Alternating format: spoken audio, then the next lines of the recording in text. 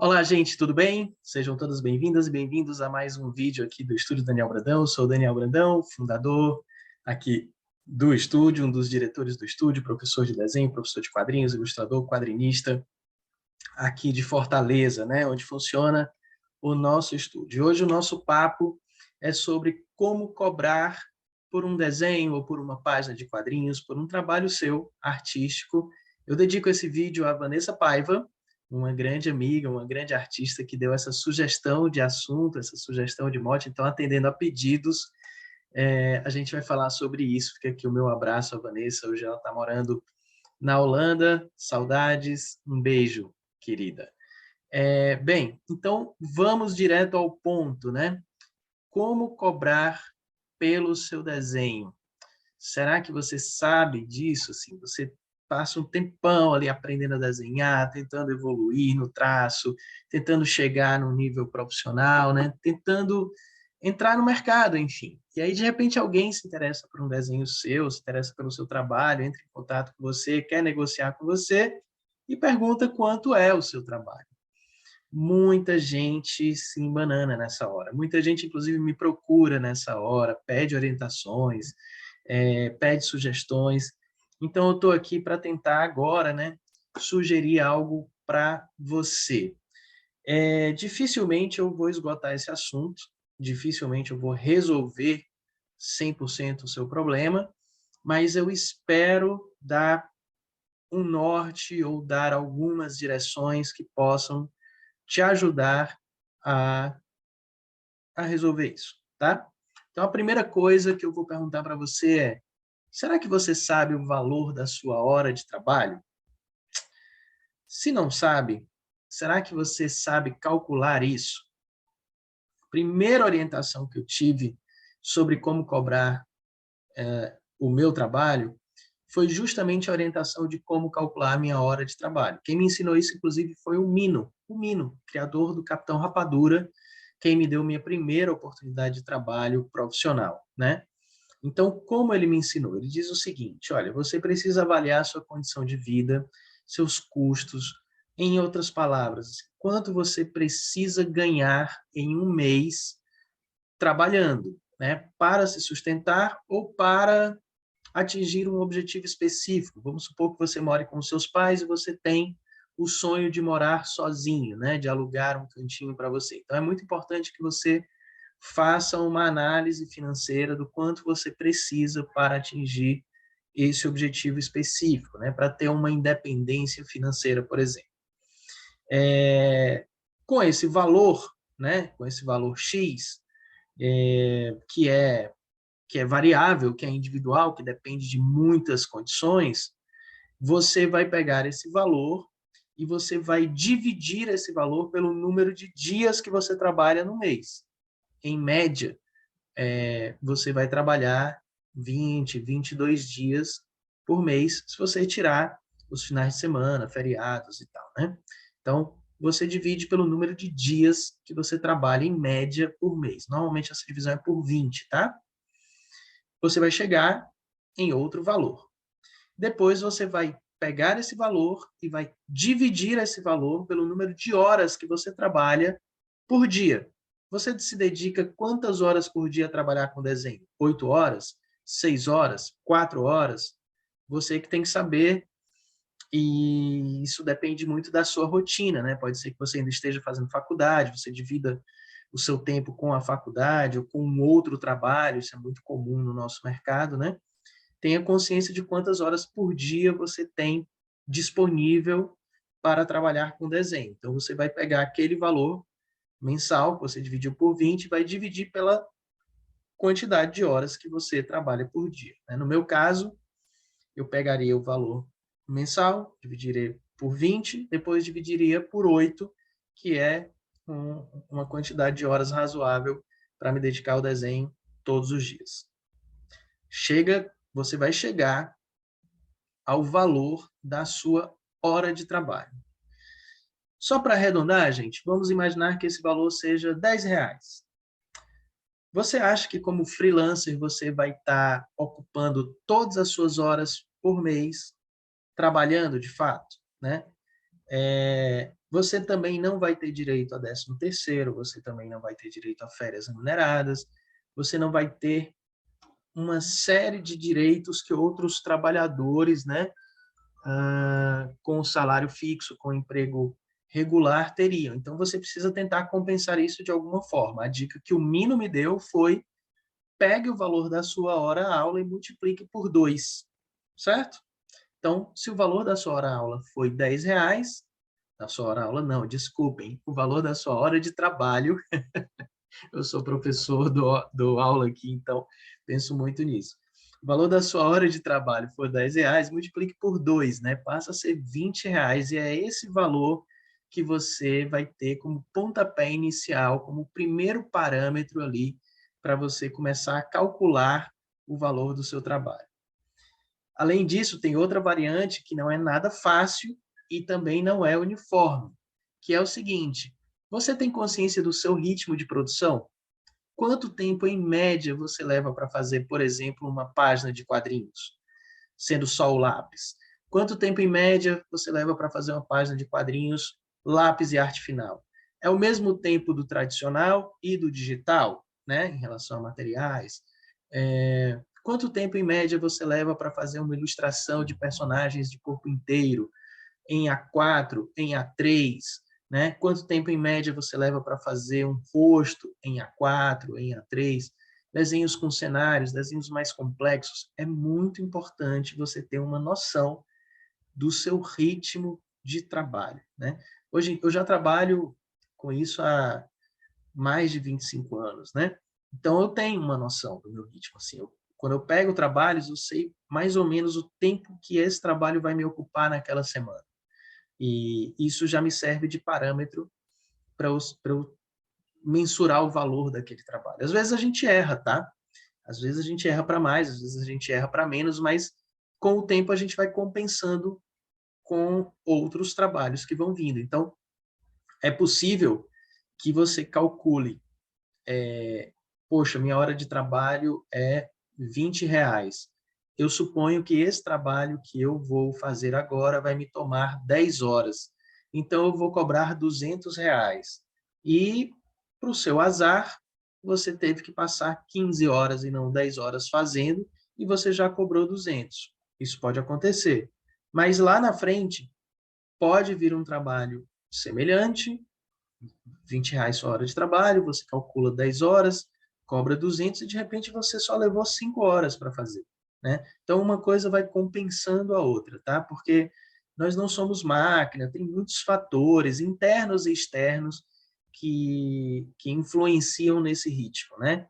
Nós não somos robôs, tá? Nós somos humanos e isso pode de fato variar. Além disso, olha como é complexo aqui nossa missão, tá? Além disso, o valor do seu trabalho vai depender da sua autoridade e experiência naquele assunto. Você é iniciante, você já é experiente, você tem um currículo já bem pomposo, né? Isso vai te dar condições de cobrar mais ou de cobrar menos por aquele trabalho. Eu costumo dizer que a sua assinatura também tem um valor, né? Eu acabei de citar o Mino, então vou citar novamente. A assinatura do Mino tem um valor superior à minha assinatura. O Mino tem uma história mais rica artisticamente do que eu, tem uma história mais longa artisticamente do que eu, né? Então, o meu trabalho não vale o mesmo que o Mino. Sacaram? Assim como o trabalho de alguém que está começando agora, que está entrando agora no mercado, dificilmente vai ter um valor igual a alguém que, como eu, já está há mais de 2 décadas trabalhando na área. Tá? Então, autoridade e experiência é um valor aí que deve pesar na sua análise, né? Além de coisas assim mais óbvias, tipo qual o tamanho do desenho que você vai fazer, né? Você fazer um desenho para um outdoor tem um valor superior do que você fazer um desenho para uma capa de um livro que vai ser de um tamanho A5, por exemplo, né? Porque você vai trabalhar em tamanhos diferentes e isso vai te tomar tempos diferentes, né? O estilo do desenho que é solicitado, existem estilos mais complexos, que vão te tomar mais tempo, existem estilos menos complexos, que vão te tomar menos tempo. Então, a gente pode somar aí essa questão do estilo à própria complexidade da ilustração. Tem pessoas que pedem ilustrações e no briefing, na descrição da ilustração, você já sente, já percebe a complexidade ou a simplicidade daquele trabalho. Outro fator, que materiais você vai utilizar, né?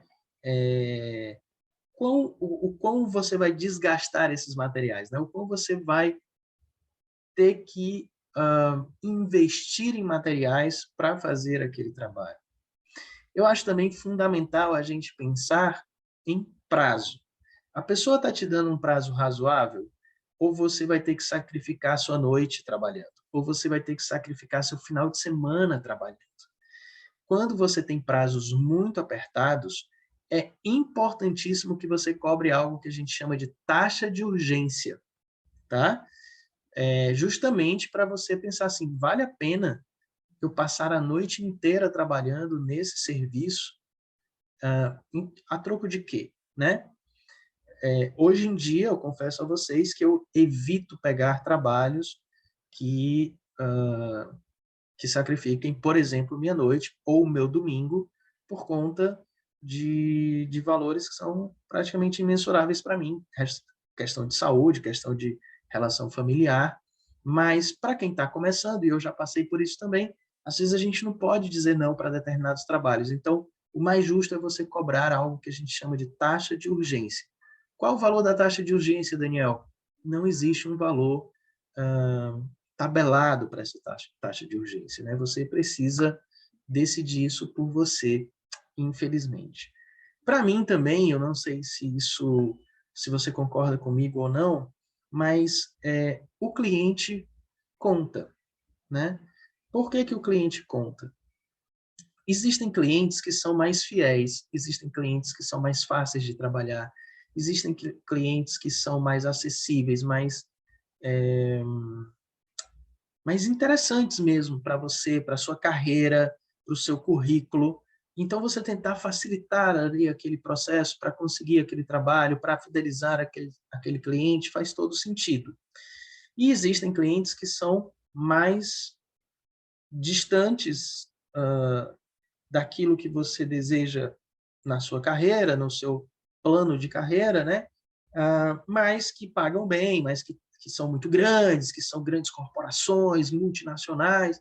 Então, você coloca isso na balança também na hora de avaliar o preço que você vai oferecer para aquele cliente, né? Porque dependendo, assim, do tamanho da empresa que está te contratando, se você cobra muito baratinho, eu sinto que eles perdem até um pouco de respeito por você, né? Essa é que é a verdade. Então, precisa de bom senso também em relação a isso. Assim como precisa de bom senso e de conhecimento das diferenças de custo de vida de região para região, né? Eu já senti na pele a diferença do custo de vida aqui de Fortaleza e de São Paulo, por exemplo. Não que eu tenha morado em São Paulo, mas já fiz trabalhos para São Paulo. E a forma deles pagarem, a forma deles cobrarem, na verdade, o valor lá do custo de vida deles justifica um valor mais alto, normalmente, do que na região de Fortaleza, né? Então, a gente precisa ter consciência disso também, tá? E aí a gente precisa e deve, eu sugiro, né, que você não trate esse assunto como tabu, né? Eu sugiro que ninguém trate esse assunto como um tabu. Esse é um assunto tão importante e se as pessoas não tratarem como tabu, eu acho que as pessoas vão conversar mais sobre isso. Então, você vai ter mais chance de conversar com colegas, com outros profissionais, com pessoas mais experientes que você, sobre o quanto eles cobram, quanto é cobrado por determinados trabalhos, coisas nesse sentido para te orientar, para te dar uma base.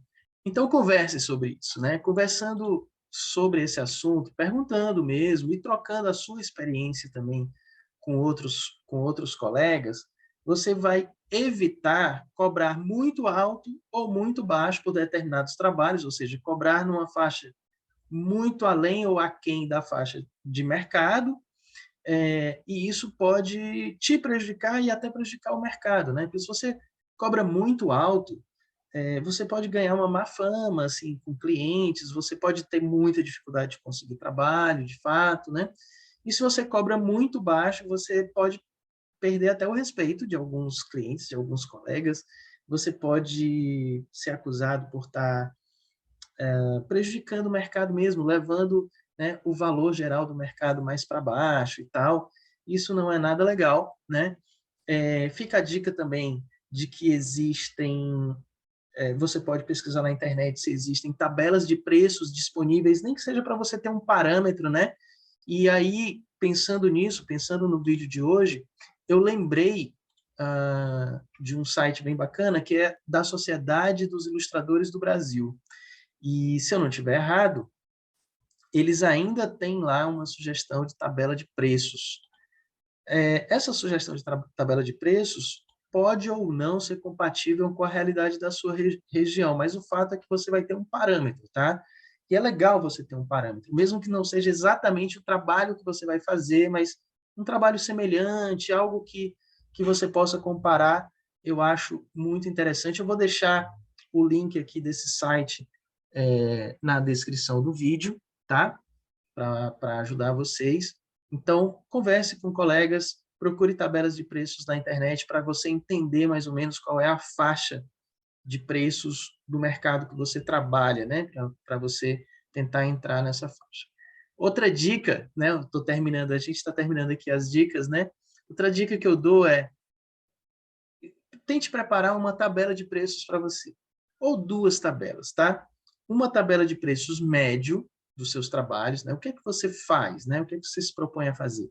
Histórias em quadrinhos, ilustrações, criação de mascotes, de personagens. Tenta abraçar tudo que você faz nessa tabela, né? Estipula ali preços, e ao estipular preços, assim, coloca o preço mínimo, né?